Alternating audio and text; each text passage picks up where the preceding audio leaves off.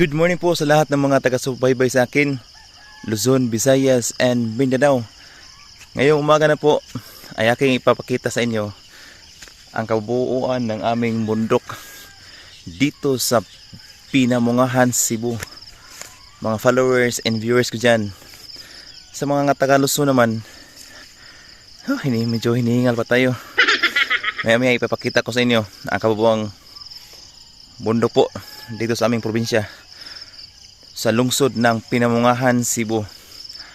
Mga taga-Luzon, ito na po yung inihanda ko po sa inyong vlog ngayong araw na to. Ipapakita ko po sa inyo kung saan dito po ako lumaki at nagbabalik tanaw po tayo. Medyo hinihinga pa po tayo. Okay po, ating papakita sa aking mga followers dyan, especially doon sa Taga-Luzon, kasi nga yung mga nakaraang vlog natin ay parati po tayo nagsasalita ng aming lengguwahe.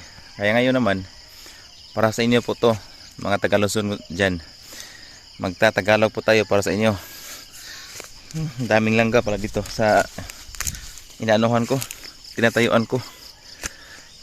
Yan po, so akin na pong ibabahagi ang aming kabuuang lungsod ng Pinamungahan. Let's go! At ito na nga po sa aking mga followers dyan, minamahal ko pong followers dyan sa Luzon. Ito namang nakikita niyo sa video, itong binibidyohan ko, ito yung mais kung saan katatapos lang sa pag-harvest. Ito muna yung ipabahagi ko po sa inyo.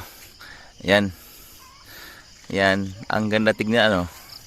Ayan, para tayong baliw nito, nagsasalitang mag-isa lang. Kasi nga dito nga sa pagkukuha ko po ng video lang ngayon, wala pang alas 6 ng umaga. Ayun.